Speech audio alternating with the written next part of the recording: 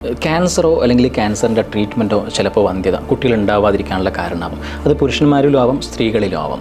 ഈ സ്ത്രീകളിലെ reproductive organs എന്ന് പറയുന്നത് അണ്ഡാശയം, യൂട്രസ് ഒക്കെയാണ്. ചിലപ്പോൾ ഈ അവയവങ്ങൾക്ക് ക്യാൻസർ വരുമ്പോൾ ചിലപ്പോൾ വന്ധ്യത ഉണ്ടാവാം. അല്ലെങ്കിൽ ഇതിന് ക്യാൻസർ വന്നു കഴിഞ്ഞിട്ട് അതിൻ്റെ സർജറി ചെയ്യുമ്പോൾ, ഫോർ എക്സാമ്പിൾ ഓവറിയോ അണ്ഡാശയങ്ങളോ യൂട്രസ് ഒക്കെ റിമൂവ് ചെയ്യുന്നത് വന്ധ്യതയ്ക്ക് കാരണമാവാം. അല്ലെങ്കിൽ റേഡിയേഷൻ കൊടുക്കുമ്പോൾ, ചിലപ്പോൾ വേറെ അസുഖങ്ങൾക്ക് റേഡിയേഷൻ കൊടുക്കുമ്പോഴും ഈ ഓവറിയിൽ റേഡിയേഷൻ ഇഫക്റ്റ് വന്നേക്കാം. അല്ലെങ്കിൽ നമ്മൾ കീമോതെറാപ്പി കൊടുക്കുമ്പോൾ ഈ ഓവറിയൻ ഫെയിലിയർ ഉണ്ടാവാം. ഓവറിയുടെ ആക്ഷൻസ് വേറെ അസുഖത്തിന് കീമോതെറാപ്പി കൊടുത്താൽ പോലും ഈ അണ്ഡാശയങ്ങളോ അല്ലെങ്കിൽ ടെസ്റ്റിസിൻ്റെയോ സ്പേം പ്രൊഡക്ഷനെയും ഓവറി പ്രൊഡക്ഷനെയൊക്കെ ഓവം പ്രൊഡക്ഷനെയൊക്കെ അത് എഫക്റ്റ് ചെയ്തേക്കാം. ഇങ്ങനെയുള്ള കാരണത്താൽ ചിലപ്പോൾ നമ്മൾ ഹോർമോൺ ട്രീറ്റ്മെൻറ്റ് ബ്രസ്റ്റ് ക്യാൻസറിന് ടെമോക്സിഫിൻ എടുക്കുമ്പോഴും അത് വന്ധ്യത ഉണ്ടാക്കില്ലെങ്കിലും അത് കുട്ടികളിൽ ടെറട്ടോജനിക് ഇഫക്റ്റ്, അതായത് വൈകല്യങ്ങൾ ഉണ്ടാക്കുന്നത് കൊണ്ട് പ്രഗ്നൻ്റ് ആവാൻ പാടില്ല എന്ന് ഉപദേശം കൊടുക്കും നമ്മൾ. അപ്പം ഓങ്കോളജിസ്റ്റിന് ഇതറിയാം. അതുകൊണ്ട് തന്നെ ഈ കാരണങ്ങൾ ഒഴിവാക്കാനുള്ള പ്രിക്കോഷൻസ് കൂടി എടുക്കും ട്രീറ്റ്മെൻറ്റ് സമയത്ത്.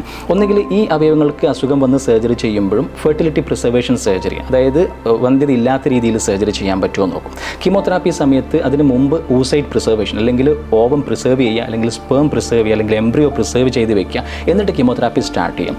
റേഡിയേഷൻ തുടങ്ങുന്നതിന് മുമ്പ് ഈ ഒവേറിയൻ ട്രാൻസ്പോസിഷൻ, ആ ഫീൽഡിൽ നിന്ന് ഓവറി മാറ്റി സർജറി വഴി മേലേക്ക് ആക്കി വയ്ക്കാം. അപ്പം റേഡിയേഷൻ ഇഫക്റ്റ് അതിൽ കിട്ടാണ്ടാവും. ഇങ്ങനെയുള്ള പ്രിക്കോഷൻസ് എടുത്തു കഴിഞ്ഞാൽ കുറേയൊക്കെ നമുക്ക് ഇൻഫെർട്ടിലിറ്റി തടഞ്ഞു നിൽക്കാൻ പറ്റും.